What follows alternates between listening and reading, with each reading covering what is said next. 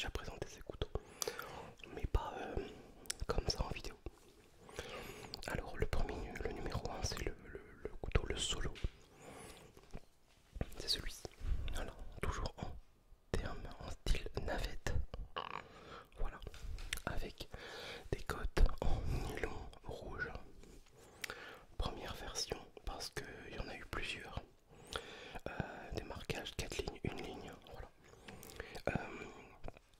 Pourquoi 108 mm? Parce que la lame et les côtes ensemble font 108 mm de haut. Un couteau de base qui est une variante d'un couteau d'armée, voilà, tout simplement. Ça a été une variante au CAC. Et un autre truc, c'est tellement long à vous expliquer, je vais pas arriver à tout faire.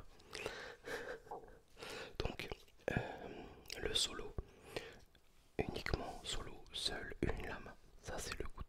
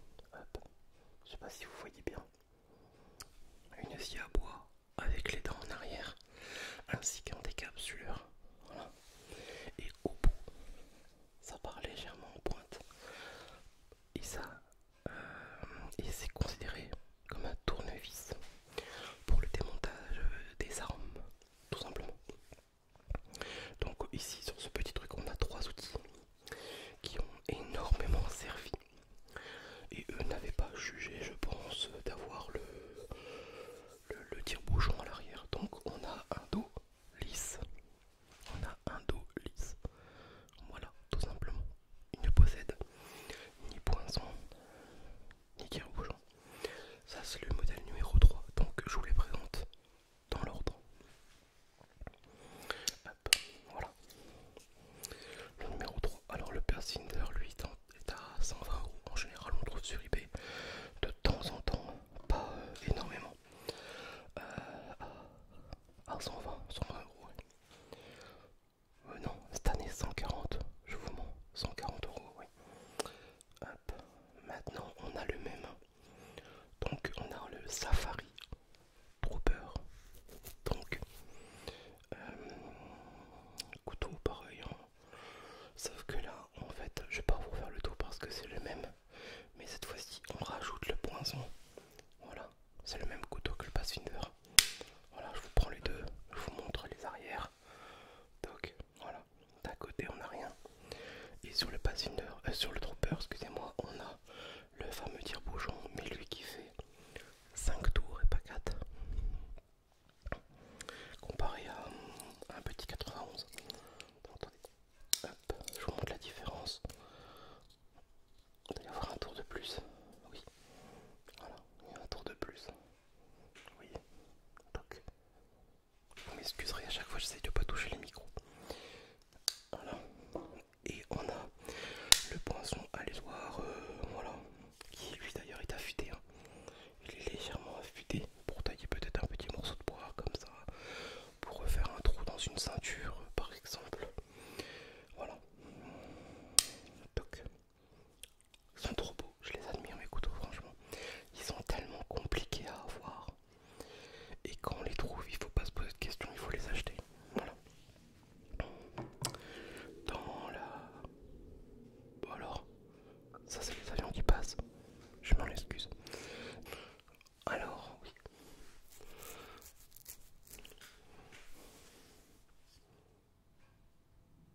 C'est le modèle de l'armée, l'officiel, hein, avec les côtes green, les côtes vertes. Voilà. Alors, comme je le dis, on est dans des couteaux un peu rares, mais pas forcément introuvables. C'est juste un peu dur de les trouver. Mais voilà, de temps en temps, on peut en trouver sur eBay. Et c'est pas chiant quoi. Mais bon. Hop. Non, bah c'est le même. Voilà, tout simplement. Mais bon, c'est toujours chouette d'en avoir des différents, des versions militaires et des versions civiles dans sa collection. Surtout quand ils sont neufs et que c'est des couteaux qui ont des trentaines d'années quoi. Et qui ont été formidablement conservés. On arrive maintenant un peu dans les couteaux rares, très rares, et aussi un peu introuvables parce que c'est un peu des éditions qui ont été réduites pour certains à 25 000 exemplaires. Bon, je les possède pas tous, mais voilà. On a le modèle Hunter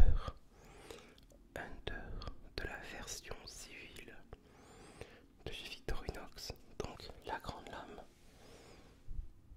Voilà, on a, hop, attendez, je ferme pour pas me casser les doigts.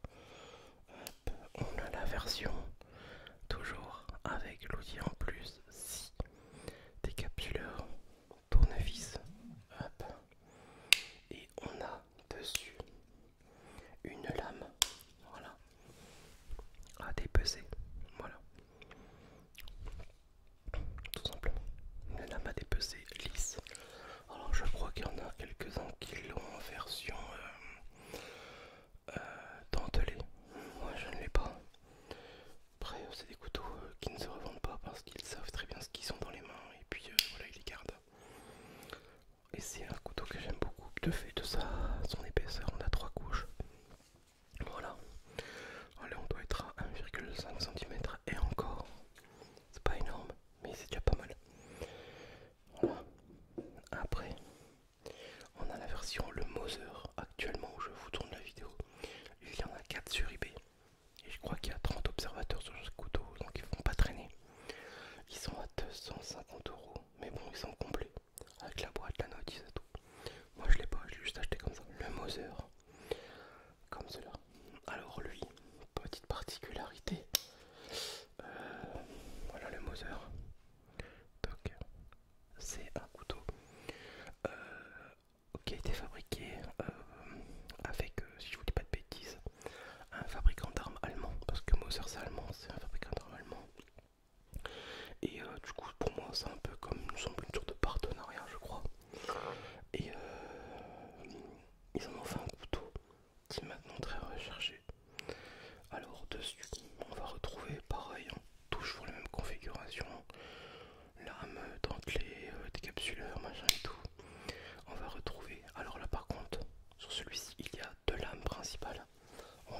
fameuse lame 108 mm que tout le monde connaît. Voilà. Et on a une lame style, et ça j'adore, de type Bowie. Voilà, regarde un peu cette lame, cet effet. Et sur la lame, il y a l'inscription Mother Name Hunter License Der Mother Worker Oberndorf. Voilà. Et j'adore ce côté Bowie de ce couteau. J'aime beaucoup. Il est magnifique. Et celui-ci, on est à 250 €, plus ou moins. Ouais, 250. Hop, voilà. Donc il y a déjà pas mal d'argent pour ceux qui savent compter. Moi je crois que j'ai arrêté de compter. Et dans les rarissimes, on a le Stag Hunter. Le Stag Hunter. Alors il y a eu deux versions. Il y a eu celui avec la version en vraie boîte serre et le faux, donc avec des codes plastiques comme le mien. Parce que j'ai le Stag, le vrai est introuvable, on peut plus, on le trouve pas. Ceux qui l'ont le gardent. Alors c'est celui-ci. Alors il a un côté super vintage, super look de chasse. Voilà, c'est un couteau de chasse hein, de base puisque c'est le même que l'autre, mais avec des codes basiques de boîte serre, avec toujours la fameuse lame à dépecer. Moi je l'ai trouvé pour pas cher parce qu'il est mal foutu. On voit pas en vidéo mais il est griffé de partout. La lame est morte et la reprendre. Je crois que je vais le renvoyer chez Victorinox. Pareil pour la lame à dépecer, hein, elle est foutue. Il y en a qui ont essayé de la meuler. Ils auraient mieux fait de rien faire. Mais bon, je me devais l'avoir dans la collection. Je l'ai acheté 100 €. Mais ça vaut largement le prix. Parce que même pour les défauts, c'est pas cher. Et là on arrive même avec des cols plastiques avec des couteaux à 230 €. C'est pas donné. Hein. Mais bon, il faut s'en contenter parce que le vrai on trouvera plus. C'est trop compliqué. Après bon bah j'ai toujours des doubles.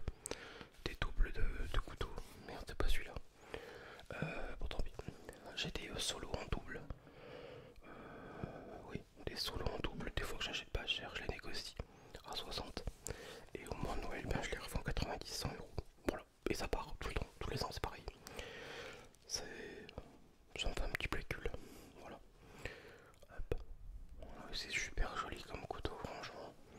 Et on a un modèle ici, mais alors là, le rarissime, c'est le Hunter en green. Oh là là là là là. Mais le Monuc, c'est celui-ci. Le Hunter, donc le même que le rouge. Voilà. Même configuration. Hop. Mais là, on a la version militaire, donc haute et green. Donc, et le même, mais en version civile. En fait, la seule différence sur certains produits, c'est la couleur des plaquettes. Voilà, tout simplement. Et magnifique, c'est la même chose. Lame lisse, mais là, par contre, on est sur du neuf. Ouais, franchement. Donc voilà, ça vous donne un peu aussi une autre vision de la coutellerie. Là, on est sur des couteaux très recherchés, des couteaux de collection, pas des couteaux du débit de tabac à 15 €. Ah, loin de là. On est sur des couteaux qui ont une histoire, qui ont été fabriqués pour l'armée, qui ont servi sur le champ pour peut-être certaines guerres. Hélas, la guerre on la veut pas. Et puis voilà, moi c'est ma vision des choses, c'est d'avoir vraiment des belles pièces de collection. Et là j'envisage de faire un classeur avec tout ce que j'ai pour pouvoir, on ne sait jamais dans la vie. J'ai une femme qui n'y connaît rien et le jour où il m'arrive quelque chose, elle sera contente de les revendre. Voilà, on ne sait jamais ce qui peut arriver dans la vie. Voilà, la chose la plus tragique c'est de décéder et que si je vois Steph revendre ça 15 €, non, je pense que je vais me retourner dans ma tombe. Donc je vais me faire un petit cahier, un petit classeur avec des photos. Et voilà. Ouais. Il y aura de quoi faire. Voilà. Bah, en tout cas, j'espère que cette petite